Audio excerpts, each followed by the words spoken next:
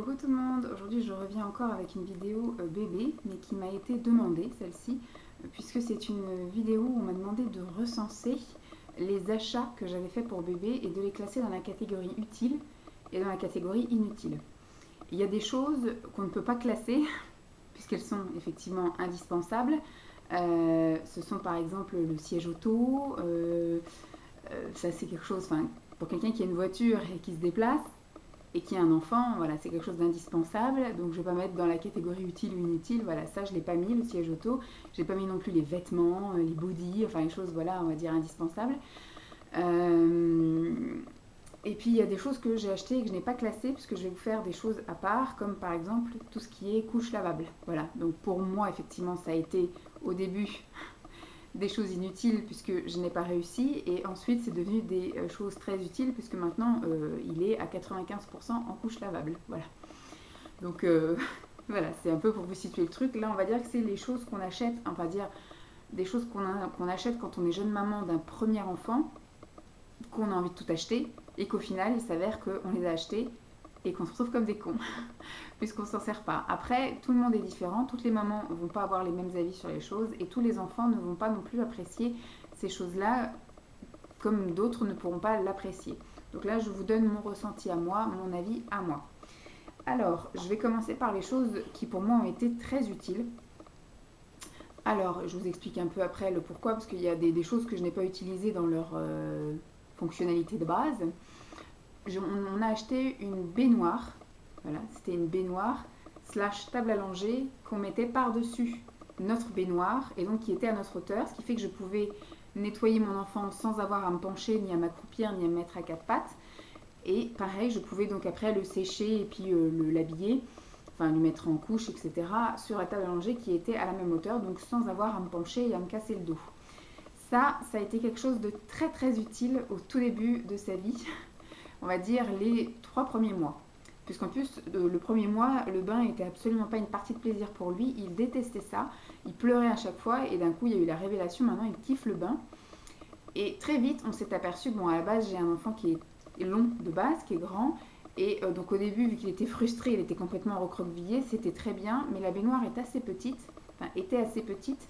Ce qui fait que, effectivement, moi, je le tenais. Et au bout d'un moment, quand il a commencé à apprécier le bain, il a commencé à se débattre. Mais se débattre de je veux jouer dans l'eau en fait. Et très vite, il donnait des coups de pied dans le bas de la baignoire et il se cognait la tête en haut de la baignoire. Donc c'est devenu assez vite problématique. Et c'est pareil, il commençait à taper très fort, ce qui fait que l'eau commençait à éclabousser trop fort. Et donc l'eau passait par-dessus notre propre baignoire à nous et il nous inondait la baignoire, enfin la salle de bain. Ce que je regrette, c'est le plan allongé qui est à côté, parce que ça, du coup, c'était cool. Une fois qu'on l'avait, qu'il était lavé, hop, on avait juste à le mettre sur la table allongée d'à côté, on l'enveloppait et terminé. Donc, cette baignoire-là, je l'ai utilisée dans que 3 mois, et donc je l'avais déjà achetée d'occasion et je l'ai revendue, donc à quelqu'un qui l'aura d'occasion, donc c'est bien, elle a encore une autre vie. Mais ça, franchement, je suis bien contente parce que je ne me voyais pas, surtout post-accouchement, quand vous avez encore les douleurs au niveau du dos, au niveau du ventre, quand vous n'êtes pas encore super bien à l'aise. Quand, voilà, moi je sais qu'au début, j'ai eu une perte musculaire parce qu'on va dire, j'ai eu beaucoup de mal à marcher en sortant de la maternité, puisque après l'accouchement, je n'ai pas bougé de mon lit en fait pendant les 3 jours de la maternité, ce qui fait que quand il a fallu marcher jusqu'à la voiture, heureusement que j'avais la poussette qui me servait de déambulateur parce que j'étais pas très, voilà, j'avais perdu 3 jours de musculation en fait, puisque je n'avais absolument pas marché. Et donc, ce qui fait que je ne me voyais pas après, tous les soirs, enfin un soir sur deux, me baisser pour donner le bain à mon enfant, donc ça n'allait pas non plus. Après, on a investi dans une autre baignoire qui s'adapte aussi sur le dessus de la baignoire et qui est beaucoup plus grande. Et on s'est vite aperçu qu'au final, c'était pas ce qu'il lui fallait. Maintenant, on le met directement allongé dans la baignoire. On met un fond d'eau que ça lui arrive à peu près aux oreilles. Moi, je me mets donc à quatre pattes. Voilà, je me mets à genoux par terre sur le tapis de sol en fait. Et on a acheté une table à langer pliante en bois derrière. Comme ça, quand je le sors du bain, je le mets sur la table à langer à ma hauteur derrière. Et c'est très bien comme ça. Moi, je me dis vivement qu'il soit assis. Ce sera nettement plus facile et plus pratique.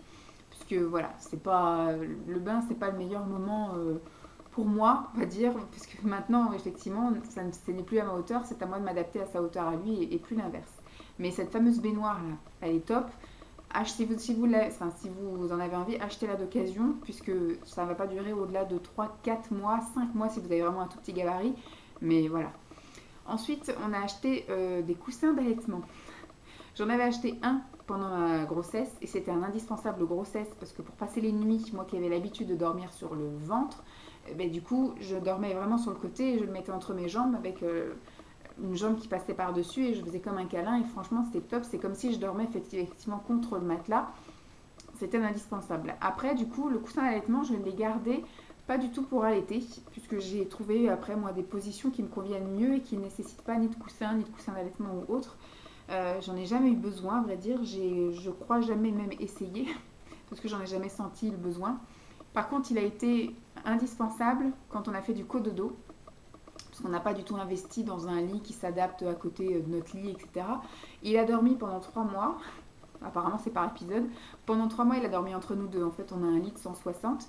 Et donc, ce qui fait qu'on s'est un peu tous les deux bien décalés. Et on a mis le coussin d'allaitement vraiment entre nous deux en forme de U. Et le bébé dormait au milieu du coussin d'allaitement. Et ça a été comme ça, parfait, nickel. En plus, lui, il a trouvé aussi le bon équilibre parce qu'on mettait un lange après à l'intérieur et après on le mettait lui. Et comme il faisait une chaleur à crever, il n'avait pas de couverture, enfin il n'avait pas de comment on appelle ça, turbulette, etc. Nous, on avait notre petite couette, mais qui lui arrivait vu qu'il était à hauteur de notre tête, ça n'allait pas jusqu'à lui vu qu'il est né en été. Donc ce qui fait que voilà, c'était nickel. Et pareil, tous les soirs quand on l'endormait, lui il s'endormait, hop, la tête enfoncée dans le coussin d'allaitement et ça le calait et il avait la position de sécurité. Et voilà, il était calé contre le lange qui avait notre odeur et voilà, c'était top. Et maintenant, on en a un autre. En fait, au début, il y avait celui qui était là et après on a investi dans un autre pour en mettre un sur le canapé en fait. Parce qu'à chaque fois qu'on le posait entre nous deux, Simon donc s'assoit ici et moi je m'assois là. Et donc on le mettait ici. Donc au début, on le resserrait. Et donc il était allongé, voilà, je mettais un lange et donc il était allongé là, ça faisait un peu comme un transat micro-bille. C'est top et maintenant en fait on l'écarte et il est assis. Il est assis entre nous en fait. Voilà, il est assis comme nous, donc il a tous ses jouets et tout ça. Donc là, nous c'est pendant qu'on regarde la télévision. Donc lui il n'est pas face à la télé, il est un peu, voilà, il est incliné. Il y a son père qui est là qui lui cache la télévision. Voilà. Pour vous rassurer, même si ça arrive que de temps en temps, voilà, si son père va se faire un café, il va regarder pendant 2 minutes la publicité, voilà, ça va pas le tuer non plus, puis il s'intéresse pas trop, il suffit qu'on fasse un mouvement, un bruit, et hop, il est tout de suite attiré par autre chose que par la télé, donc pour l'instant il n'est pas encore omnubilé par la télévision, et donc pour l'instant, voilà, il y en a un qui est là, le deuxième au final, il est remisé dans l'armoire, mais il va falloir que soit je le mette en vente, ou voilà, parce que je m'en sers pas. Bon, Simon avait dit que ce serait bien qu'on le garde, mais au final on va peut-être en garder qu'un seul sur les deux. Pour plus tard, quand il aura son aire de jeu, si on veut mettre un coussin d'allaitement contre quelque chose pour éviter qu'il se fasse mal ou autre, on verra bien. Mais enfin voilà, ça a été très utile pour ça après. J'avais investi dans un coussin d'allaitement pendant ma grossesse et il m'a été utile après. Ensuite, autre chose qui pour nous sont très très utiles, ce sont les lingettes lavables. En fait, on a investi dans des lingettes de couleur pour le change, voilà, et on a investi dans des lingettes blanches pour la toilette du visage et des mains. Ce sont des lingettes en 15-15 ou en 10-10, 15-15, je ne sais plus exactement, que j'utilise donc à chaque change. Voilà, j'en ai, je pense, une centaine en couleur et je dois en avoir une cinquantaine en blanche parce que je ne lui lave pas systématiquement le visage à chaque change. Par contre, je lui lave les fesses à chaque change, bien évidemment. Et donc, du coup, je les mets à chaque fois dans un filet et à chaque fois qu'on fait une lessive, donc soit de couche lavable ou soit de serviette ou soit de, hop, on lave les lingettes et ça passe au sèche-linge et hop, on est reparti. Comme ça, je n'ai pas acheté de coton pour mon enfant, donc je n'utilise pas de coton, je n'utilise pas de lingettes jetables. Voilà, j'utilise des lingettes lavables, des carrés. Alors on en a des roses, des jaunes, des bleus, des vertes et des bleus foncés, bleu clair et bleu foncé, et puis des blanches. Voilà. Donc ça, franchement, ça a été un très bon investissement. Je savais ça qu'on allait y tenir à ce truc-là, donc voilà. Ensuite, un lit park. Pour moi, ça a été aussi indispensable. On a acheté un petit lit park, donc c'est un lit en 90 par 50, je crois, 90 par 50, un truc comme ça, qui nous sert encore maintenant, puisque bébé a fêté ses 5 mois hier. Et il dort encore dans notre chambre. En fait, il a dormi 3 mois en cododo avec nous et maintenant il dort, je pense, jusqu'à ses 6 mois, 7 mois révolus, peut-être même 8 s'il veut encore être allaité la nuit. S'il réclame encore la nuit, tant qu'il fait passer une nuit, on va dire, tant qu'il n'y a pas besoin de le nourrir 3 fois par nuit, et ben, il restera dormir avec nous parce que je ne me vois pas traverser l'appartement 3 fois par nuit pour au final ne pas réussir à m'endormir. Donc il va rester avec nous. Et donc j'avais investi dans ça, donc effectivement pour avoir un petit lit dans notre chambre, ça sert à rien d'avoir un grand lit. Et après de le basculer ici, c'est quelque chose qui est sur roulette, hein, de le basculer ici la journée pour faire comme un parc dans lequel il jouerait. Au final, il ne joue pas. Je l'ai utilisé au début, s'il jouait quand même. Là, il faudrait que je réessaye, parce que là, c'est vrai qu'on part le matin, on va se promener. Après, il joue dans sa petite aire de jeu là, on va un peu dans sa chambre. Enfin, il y a tellement de coins pour jouer que pour l'instant, le parc n'est pas d'actualité, mais je pense que je vais le réhabituer, puisque voilà. Et c'est aussi beaucoup la sécurité. Donc moi, je suis quand même...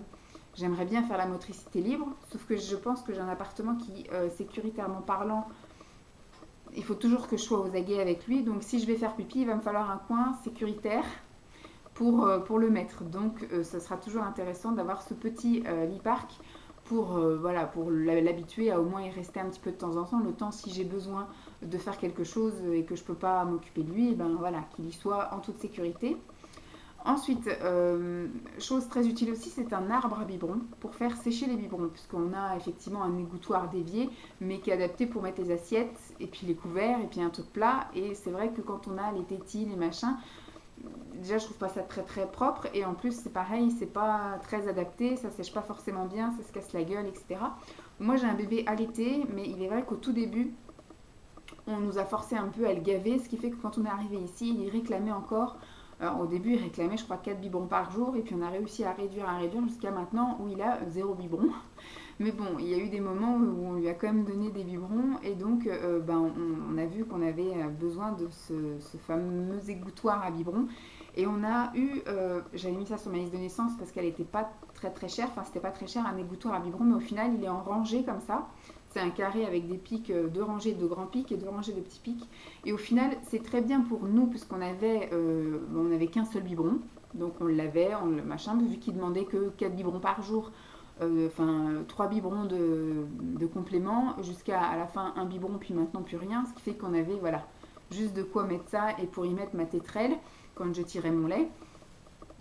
Ou les trucs de conservation, là, les petites bouteilles de conservation, donc c'était très bien. Par contre, ceux qui ont besoin de faire sécher plus que 3 ou 4 biberons avec les tétines et tout ça, c'est pas du tout adapté. Peut-être plus investir dans un arbre en fait. Un truc où il y a un pied central et puis que les branches elles partent dans plusieurs sens. C'est voilà, je pense que sinon on devait racheter, ce serait ça qu'on rachèterait. Ensuite, les cales bébés. Ça, les cales bébés, les cales têtes, les cales réducteurs, etc. Top. Franchement, j'ai eu une obsession moi pour ça. Je sais pas pourquoi. Pendant que j'étais enceinte, je voulais en mettre partout et j'ai bien fait. Puisque du coup, on en a un pour la poussette et on en a un pour le siège auto.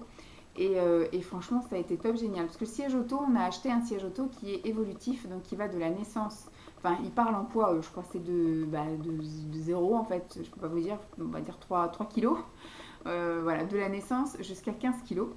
Et donc c'est un qui se tourne en fait. Voilà, c'est un rotatif. Et franchement, quand j'ai vu ce truc-là, je me suis dit, mais mon bébé, quand il va sortir de la maternité, qui va être comme une crevette et qui va surtout ne pas tenir sa tête, il n'y avait pas de truc pour caler la tête. Il y en a un comme ça, là, un grand, mais voilà, c'est-à-dire que dans les virages, il allait faire ça, etc. Donc j'ai dit à Simon, moi j'ai envie d'acheter un cal bébé, un réducteur de siège auto. Et on a pris, et franchement, il nous a servi jusqu'à ces 3 mois, jusqu'à ce qu'on rentre dans l'hiver. Donc c'était à peu près ça, 3 mois, 3-4 mois. Après, quand on a commencé à le couvrir un peu plus, il était un peu plus couvert, et puis il a surtout grandi, puis il a surtout appris à tenir sa tête, ce qui fait que dans les virages, il n'était pas à faire ça. Et pareil pour la poussette. Pour la poussette, on a acheté également une poussette évolutive. Une poussette donc évolutive qui va de la naissance jusqu'à 3 ans, enfin 15 kilos. Et au début, c'est pareil, je voyais ma petite crevette dans cette immense poussette. Je me suis dit, voilà, il doit pas être très bien. Puis au début, les bébés aiment bien être coucounés, sécurisés, etc. Et donc, on a acheté également un réducteur cale-tête pour mettre dans la poussette. Et il l'a utilisé jusqu'à ce qu'on rentre dans l'hiver. Quand on a mis la chancelière, on l'a mis un petit peu. Et après, voilà, je pense que jusqu'en novembre, il avait son réducteur. Donc ça, franchement bien. Je les ai achetés tous les deux. Je les ai achetés... neuf, voilà, j'en ai acheté un sur Amazon et un que ma mère m'a offert avec la poussette, et on en a acheté un, bon je sais pas s'il sera utile finalement, je pensais qu'on allait peut-être partir en octobre en vacances chez les parents de Simon, parce qu'on leur a acheté une poussette sur le Bon Coin, et donc j'ai également acheté un réducteur sur le Bon Coin en pensant que ça allait servir. Mais là, on va aller en vacances là-bas au mois de janvier. Et donc, il aura tout le bar là et on va emmener la chancelière. Donc, il n'y aura plus pas besoin du calle-tête. Mais bon, c'est pas grave, j'ai acheté ça 10 euros sur le Bon Coin. C'était très bien. Ensuite, autre chose que je ne regrette pas d'avoir acheté, c'est un porte-bébé. On a acheté le porte-bébé de chez Verbaudet, me semble-t-il, qui est évolutif également, qui va aux 3 positions. Donc il y a la position ventrale bébé face à moi et il y a la position ventrale bébé face au monde. Et après il y a la position dans le dos. Donc il y a, je crois que c'est jusqu'à 4 mois comme ça, et c'est à partir de 6 mois dans le dos. Bon, pour l'instant, il n'a fait que du face à moi, puisque à chaque fois que je le prends, c'est quand on va faire les courses, c'est toujours aux heures où il a sommeil et où il roupille. Donc voilà, mais sinon, même quand on est allé faire 2-3 fois les magasins en après-midi, puis qu'il regardait ce qui se passait, franchement, même en ventral face à moi, c'est super nickel. Donc ça, franchement, je ne regrette pas mon achat. Au début, j'ai eu un peu peur. Même après, quand on est rentré dans l'hiver et que j'ai commencé à l'habiller un peu plus chaudement, j'ai cru qu'on n'allait pas pouvoir tout fermer. Mais on a réussi à trouver ce qu'il fallait. Et donc, franchement, voilà, très bien.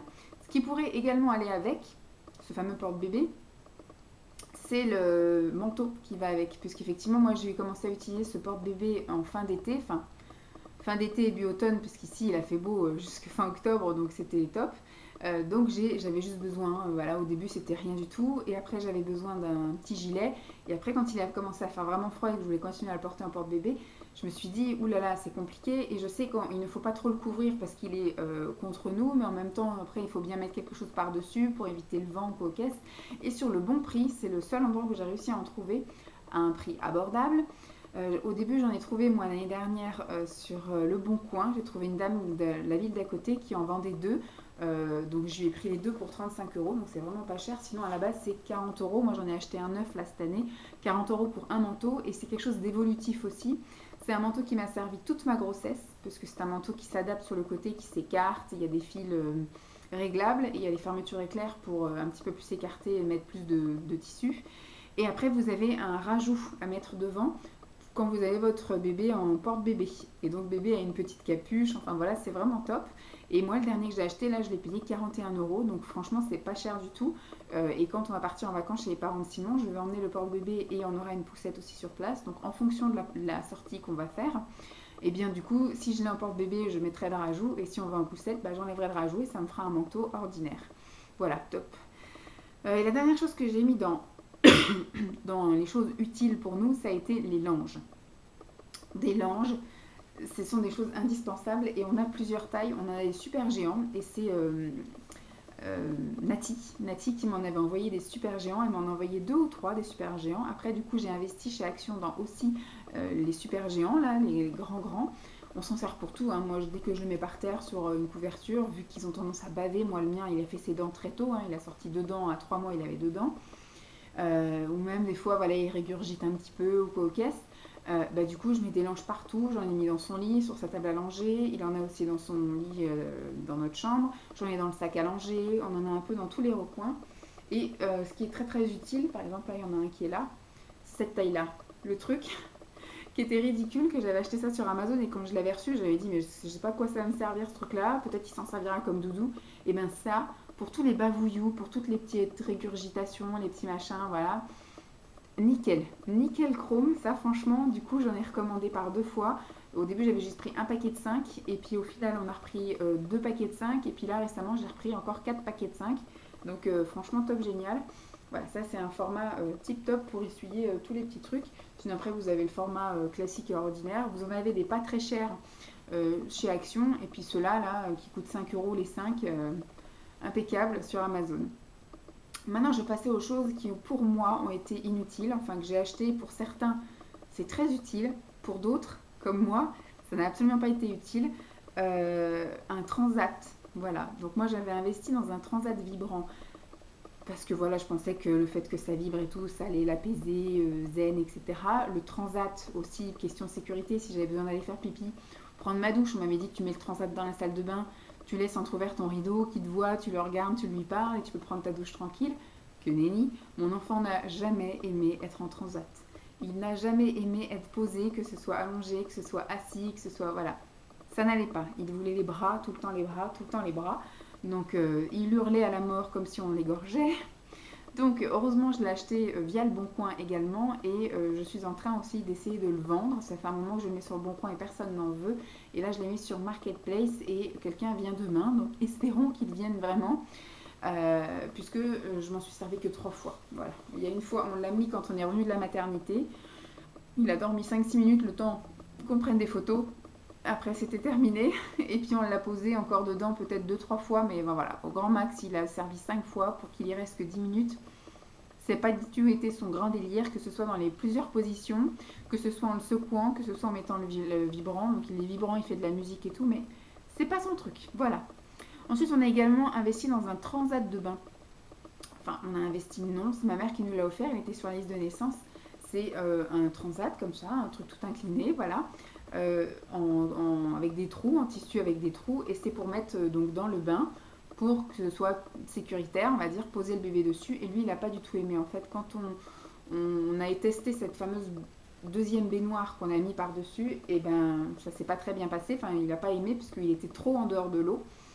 Et donc le lendemain, on a essayé en le mettant directement dans la baignoire via ce fameux transat. Et c'est pareil, on voyait qu'il avait envie de bouger. Et au final, ce transat le mettait bien au-dessus de l'eau, trop sécuritaire du coup. Et il n'était pas assez dans l'eau et on voyait qu'il était bloqué, qu'il n'arrivait pas à faire ce qu'il voulait. Donc non, au final, on l'a retiré et il s'est éclaté comme ça dans l'eau. Donc on l'a utilisé qu'une seule fois, ce fameux transat de bain qu'on a revendu aussi via le Bon Coin. Donc c'est très bien, mais en tout cas pour nous, ce transat de bain n'a pas du tout été utile. Peut-être qu'il aurait été utile si on l'avait utilisé quand il était tout petit nouveau-né, mais là en tout cas, à partir de 3 mois, c'était trop tard et il ne voulait plus de ce transat. J'ai quand même marqué dans les choses inutiles des couches lavables naissance. Moi j'ai acheté 2 packs de Pop-In, voilà. Je les ai lavés, pourtant il me semble que je les ai lavés 5-6 fois, apparemment c'était pas assez. Ça n'a pas été. Voilà, j'ai vraiment cru que j'allais même renoncer aux couches lavables, puisque du coup, je lui mettais la couche lavable, une demi-heure après, il était trempé. Et il était trempé par le dos, en fait. Donc je pense que ça devait bien aller quand il était en position assise ou en position allongée, debout contre moi. Mais dès qu'il était allongé, hop, il y avait tout le pipi qui devait couler sur les doublures de couches et remonter jusqu'à son dos. Et comme c'est pareil, il a toujours le cul entre 2 chaises. Je pense qu'il était déjà trop gros. Pourtant, c'est des choses qui allaient jusqu'à 5 kilos. Donc ça aurait pu lui aller normalement au moins pendant un mois. Il était un peu, voilà, il n'avait pas la morphologie qu'il fallait. Il était fin, long, enfin bref, je pense que ça devait fuir, voilà. Et en même temps, quand je voulais lui mettre les autres couches lavables, il était trop petit. Ce qui fait que les couches lavables fuyaient aussi par les cuisses, etc. Parce que du coup, il nageait dedans, ça ne se fermait pas vraiment autour de ses cuisses.